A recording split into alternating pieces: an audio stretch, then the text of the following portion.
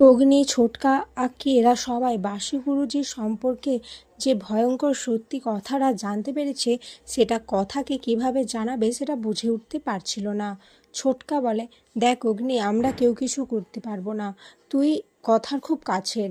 হ্যাঁ, আমরাও কাছের, কিন্তু তুই ওর খুব কাছের। আর তুই যেটা ওকে ভালো করে বোঝাতে পারবি, সেটা আমরা ভালো করে ওকে বোঝাতে পারবো না। তাই আমার মনে হয় ওই বাসু গুরুজি সম্পর্কে সমস্ত সত্যিটা তোর কথাকে জানানো উচিত। অগ্নি বলে, সেটাই তো আমি ভেবে পাচ্ছি না ছোটকা, কিভাবে ওকে জানাবো। এমনিতেই ওই লোকটার নাম ও শুনলেই কিভাবে উত্তেজিত হয়ে যায়, তোরা দেখতে পাচ্ছিস না। অ্যানি বলে, হ্যাঁ সেটাই তো, কিন্তু কী করবি বল, কথাকে তো জানাতেই হবে। এরকম একটা বড় ক্রিমিনাল ওই লোকটা। আর দেখ, আমরা যখন ওনাকে সামনাসামনি দেখেছিলাম তখন মনে হয়েছিল ভাজা মাছটা উল্টে খেতে জানে না। ছোটকা বলে, অগ্নি দাঁড়া, বেশি টেনশন করিস না। এক কাজ কর, কথা যেগুলো পছন্দ করে সেগুলো কর। কথা যেমন ঘর গোছানো, গাছপালা ঠিকঠাক জায়গায় রাখা, এসব করে, তুই ওগুলো রেডি কর। ছোটকার কথা মতো অগ্নি সেই সমস্ত কিছু করতে থাকে। এরই মধ্যে কথা চলে এলে অগ্নি কথার জন্য চা করে। কথা চা খেতে খেতে বলে, কি ব্যাপার বলুন তো পাচক মশাই, আজ আপনি আমার জন্য এত কিছু করছেন, ব্যাপার কি? আজ তো কোনো ভালো দিনও নয়। অগ্নি বলে, কেন রে, আমি কি তোর জন্য কিছু করতে পারি না নাকি? তুই আমাকে কি ভাবিস কি বল? কথা বলে, আরে না না, আমি সেরকমভাবে বলতে চাইনি, কিন্তু আজ হঠাৎ আপনি এভাবে ঘর গুছিয়েছেন, আবার আমার জন্য চা করে এনেছেন, ব্যাপারটা আমি ঠিক বুঝতে পারছি না। অগ্নি বলে, কথা, আজ আমি তোকে বাসু গুরুজিকে নিয়ে কিছু কথা বলতে চাই। কথা বলে, আবার তার কথা, আবার ওই লোকটার কথা। দেখুন পাচক মশাই, আমি আর ওই লোকটার কথা ভালো লাগছে না আমার, আমি আর শুনতে চাই না। এমনিতেই ওই লোকটা আমার জন্মদিনে এসে এমন একটা সিন ক্রিয়েট করলো, যেটা আমি আজীবন ভুলবো না। আমার মনে ওটা দীর্ঘদিন থেকে যাবে। একটা বাজে খারাপ লোক। অগ্নি বলে, দেখ, তুই এতটা হাইপার হয়ে যাস না।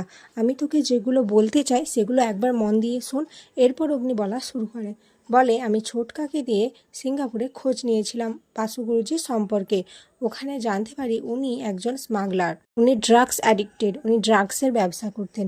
কিন্তু আমার মনে হয় উনি আরও অনেক কিছুর সাথে জড়িত, যেই তথ্য আমরা জানতে পারবো একমাত্র যদি আমরা ওনার সাথে দেখা করি। এবার তুই বল, তুই কি করবি? তুই কি ওনাকে ফেস করতে ভয় পাচ্ছিস? কথা বলে, আমি কেন ভয় পাবো পাচমশাই, আমি ওনাকে ফেস করতে ভয় পাচ্ছি না। আসলে আমার ওনাকে দেখলে গাটা ঘৃণাতে ভরে ওঠে। ওনাকে দেখলে আমার মনে হয়ে যায় উনি কিভাবে আমার মার সাথে অন্যায় করেছিলেন, আমার সাথে অন্যায় করেছিলেন। কিন্তু আমি কথাগুলি গুহ, আমি কখনো অন্যায়কে সাপোর্ট করিনি, আর আজও করব না। এর জন্য যদি আমাকে ওই মানুষটার মুখোমুখি আবার হতেই হয়, তাহলে আমি তাই করব। অগ্নি বলে, দ্যাটস গ্রেট কথা, আমি জানতাম তুই পারবি। আমার কথা কখনো হারবে না। আমার কথা একজন সাহসী ওম্যান। অপরদিকে রেচা বাসু গুরুজির সাথে দেখা করে।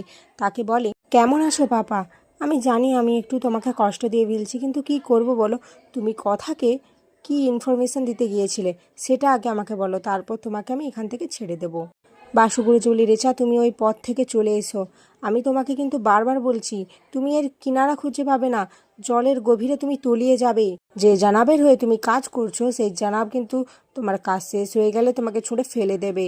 রেচা হাসতে থাকে বাসু গুরুজির কথা শুনে, আর বলে, জানাব কি বলছেন? দেখুন আমার পাপা বলছেন আপনি নাকি আমাকে কাজ শেষ হয়ে গেলে ছুঁড়ে ফেলে দেবেন। জানাব বলে, গুরুজি, আপনার প্রতি আমার শ্রদ্ধা অনেক দিন আগে থেকেই ছিল, কিন্তু আপনি এত অন্যায় কাজ করছেন আমাদের সাথে যে আপনাকে কি করি বলুন তো। এরপর রেচা আর জানাব বাসু গুরুজির সাথে জোর জবরদস্তি করতে থাকে। তার পেট থেকে কথা বের করানোর চেষ্টা করে যে সে কেন কথার সাথে দেখা করতে গেছিল। বাসু গুরুজি বলে, আমি আর কথা, আমাদের দুজনের মধ্যে একটা অসম্ভব জেদ ছিল, কিন্তু কথার জেদ অসম্ভব শক্তি। ওর জেদের মধ্যে আমি দেখতে পাচ্ছিলাম সততা, যার জন্য একের পর এক আমাদের বিচ্ছেগুলোকে হারিয়ে দিচ্ছিল, আমাদেরকে হারিয়ে ফেলছিল, আর ও সমস্তগুলো জিতে যাচ্ছিল। আমি ছোট থেকে কথার প্রতি কোনো দায়িত্ব পালন করিনি। প্লিজ রেচা, ওর কোনো ক্ষতি করো না। রেচা বলে, দায়িত্ব পালন করনি তো আমি কি করব? এখন যদি তোমার মাথায় এই ভূতটা চেপে থাকে, তার জন্য আমি কি দায়ী? জানাব বলে, আমাদের টিমের কথাগুলো শুধুমাত্র আপনার জন্য বাইরে লিক হয়ে গেছিল। গুরুজি, আপনাকে আমরা কিভাবে ছেড়ে দেই বলুন তো। এরপর কথা, অগ্নি এরা তো সেই ফোন নাম্বারে ট্রাই করতে থাকে যেটা বাসু গুরুজি ওদের দিয়েছিল, কিন্তু সেই ফোন কিছুতেই তিনি রিসিভ করছেন না। তখন এভি বলে, উনি আমাকে একটা অ্যাড্রেস দিয়েছিলেন সেই হোটেলে 302 নম্বর রুমে উনি রয়েছিলেন। এরপর অগ্নিরা সেই হোটেলে চলে আসে বাসু গুরুজির সাথে দেখা করতে। অপরদিকে রেচা, জানাব আর বাসু গুরুজির ভাই সেই হোটেলে চলে আসে, কিন্তু রিসেপশনিস্ট কথা অগ্নিদের কিছুতেই সেই রুমে যেতে দেয় না। এরপর অগ্নি আর কথা প্র্যাটির সাহায্য নেই সেই রুমের দিকে এগিয়ে যেতে থাকে আর কথা ভাবতে থাকে যে সে কি বলবে তার বাবাকে। আর এখানে আজকের পর্ব শেষ হয়ে যায়।